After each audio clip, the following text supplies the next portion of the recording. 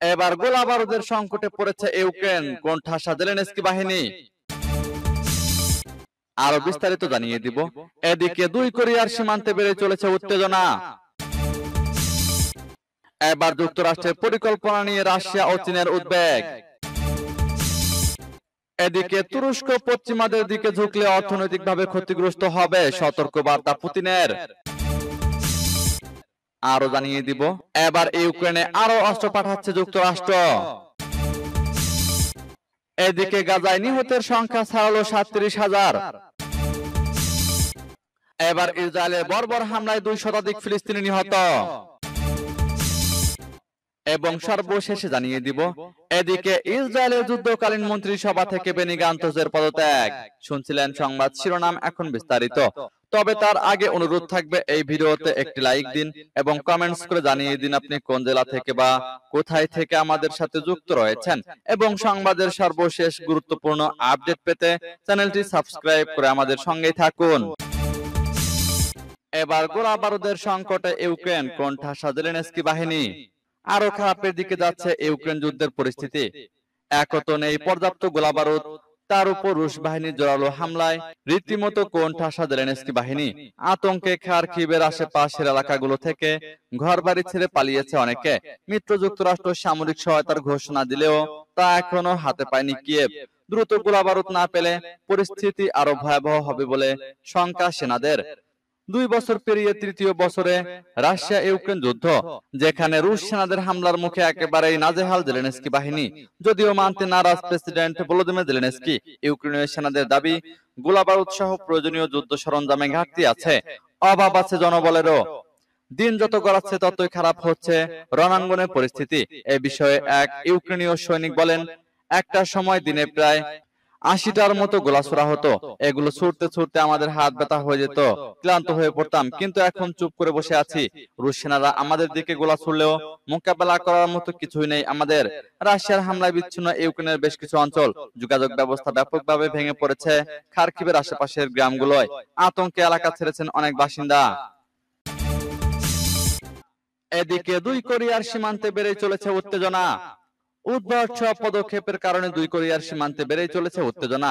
রোববার প্রতিবেশী ভূখণ্ডে আবারও আবর্জনা বোঝাই বেলুন পাঠিয়েছে উত্তর কোরিয়া। রাতভর রাজধানী সিওল সহ সীমান্ত এলাকাগুলোয় প্রবেশ করে একের পর এক আবর্জনা ভর্তি বেলুন। পাল্টা জবাব দিতে দেরি করেনি দক্ষিণ কোরিয়াও। ব্যবহার করলো পুরনো অস্ত্র, লাউড স্পিকার। দেশটির জাতীয় প্রতিরক্ষা পরিষদই নিয়েছে এই সিদ্ধান্ত। উচ্চ স্বরে বাজানো হচ্ছে কে পপের গান আর বিভিন্ন কোরিয়ান ড্রামা। ছড়ানো হচ্ছে উত্তর কোরিয়া বিরোধী স্লোগান। বেলুন নিয়ে কয়েক সপ্তাহ ধরেই 2 কোরিয়ায় উত্তেজনা তুঙ্গে। নজরদারি বেলুন ও ড্রোন উড়ানোর প্রতিবাদে 2 দফা বেলুনের মাধ্যমে অন্তত 15 টন আবর্জনা ও মলমূত্র দক্ষিণ কোরিয়ায় পাঠিয়েছে কিম জং উনের দেশ। সে সময় পিয়ংইয়ং ঘোষণা দিয়েছিল উস্কানি না দিলে বেলুন পাঠানো হবে না। তবে সপ্তাহ শেষে দক্ষিণ কোরিয়া থেকে প্রোপাগান্ডা লিফলেট বোঝাই বেলুন পাঠালে নতুন ভাবে ছড়ায় উত্তেজনা। তারই জেরে অভিনব এ প্রতিবাদ। এ পরিস্থিতিতে 2 দেশেই পরস্পরকে দিচ্ছে হুমকি হুঁশিয়ারি। বিশ্লেষকদের সংখ্যা, উদ্ভট কাণ্ড বন্ধ না হলে দেখা দিতে পারে যুদ্ধ পরিস্থিতি। এবার যুক্তরাষ্ট্রের পরিকল্পনা নিয়ে রাশিয়া ও চীনের উদ্বেগ।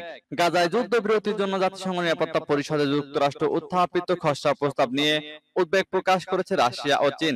ইসরায়েল এবং ফিলিস্তিনি সশস্ত্র গোষ্ঠী হামাসের মধ্যে যুদ্ধবিরতির জন্য মার্কিন প্রেসিডেন্ট জো বাইডেন একটি রূপরেখা পরিকল্পনা করেছিলেন। সেটি নিয়ে বৃহস্পতিবার উদ্বেগ প্রকাশ করেছে দেশ দুটি। জাতিসংঘ নিরাপত্তা পরিষদে ভেটো দেওয়ার ক্ষমতা রয়েছে রাশিয়া ও চীনের। ব্রিটিশ বার্তা সংস্থা রয়টার্স এ খবর জানিয়েছে। কূটনীতিকেরা বলছেন, নিরাপত্তা পরিষদের একমাত্র আরব সদস্য দেশ আলজেরিয়া এই খসড়াটিতে সমর্থন দিতে প্রস্তুত না থাকার ইঙ্গিত দিয়েছে। নিরাপত্তা পরিষদের প্রস্তাব পাস করতে এর পক্ষে অন্তত 9 ভোট প্রয়োজন। তবে যুক্তরাষ্ট্র, ফ্রান্স, যুক্তরাজ্য, চীন ও রাশিয়া এই 5 দেশের কোনটি যদি ভেটো দেয় তাহলে তা পাস হবে না। এক সপ্তাহ আগে গাজা উপত্যকায় 3 ধাপের যুদ্ধবিরতি পরিকল্পনার প্রস্তাব করেছিলেন বাইডেন। এটিকে তিনি ইসরায়েলি উদ্বেগ হিসেবে বর্ণনা করেছিলেন। এই পরিকল্পনাটির জন্য আন্তর্জাতিক সমর্থন চাইছে যুক্তরাষ্ট্র। সোমবার 15 সদস্যের জাতিসংঘ নিরাপত্তা পরিষদে একটি 1 পৃষ্ঠার খসড়া প্রস্তাব পাঠানো হয়। এদিকে তুরস্ক পশ্চিমাদের দিকে ঝুঁকলে অর্থনৈতিকভাবে ক্ষতিগ্রস্ত হবে, সতর্ক বার্তা পুতিনের। গাজায় ইসরায়েলের যুদ্ধে আঙ্কারার অবস্থানকে স্বাগত জানানোর পাশাপাশি পশ্চিমাদের বিষয়ে তুরস্কের প্রেসিডেন্ট রিসেপ তাইপ এরদোগানকে সতর্ক করেছেন রাশিয়ার প্রেসিডেন্ট ভ্লাদিমির পুতিন। বৃহস্পতিবার রাশিয়ার সেন্ট পিটার্সবার্গে একটি অর্থনৈতিক শীর্ষ সম্মেলনে রুশ প্রেসিডেন্ট এসব কথা বলেন। খবর ডেইলি সাবাহর। বুধবার পারমাণবিক শক্তিতে তুরস্কের সঙ্গে অংশীদারিত্ব এবং গাজায় ইসরায়েলের যুদ্ধের বিষয়ে আঙ্কারার অবস্থানকে স্বাগত জানিয়ে পুতিন বলেন, তুরস্ক কর্তৃপক্ষ আর্থিক সহায়তার জন্য পশ্চিমাদের দিকে ঝুঁকলে তারা অর্থনৈতিকভাবে ক্ষতিগ্রস্ত হবে। তিনি বলেন, তৃতীয় বছরে প্রবেশ করেছে রাশিয়া ইউক্রেনের মধ্যে চলমান যুদ্ধ। ধন্যবাদ যে এ সময় তুরস্ক নিরপেক্ষ দৃষ্টিভঙ্গি বজায় রাখতে পেরেছে। তুরস্ক এবং রাশিয়ার মধ্যে অর্থনৈতিক সম্পর্কের বিষয়ে উল্লেখ করে পুতিন আরো বলেন, দক্ষিণ মেরসিন প্রদেশে তুরস্কের প্রথম পারমাণবিক বিদ্যুৎ কেন্দ্র আকিও নির্মাণের কাজ সময়সূচি অনুযায়ী এগিয়ে চলেছে। এরদোগানের উদ্দেশ্যে রুশ প্রেসিডেন্ট বলেন, এমন কিছু আছে যা আমি আপনার দৃষ্টি আকর্ষণ করতে চাই। ইউক্রেন তুরস্কের গ্যাস বহনকারী পাইপলাইনে আঘাত হানার চেষ্টা করেছে। অনুগ্রহ করে আমার বন্ধু প্রেসিডেন্ট এরদোগানকে এই বিষয়টি সম্পর্কে জানান। এবার ইউক্রেনে আরো অস্ত্র পাঠাচ্ছে যুক্তরাষ্ট্র। যুক্তরাষ্ট্র $225 মিলিয়ন নতুন সহায়তা প্যাকেজ পাঠাবে ইউক্রেনে।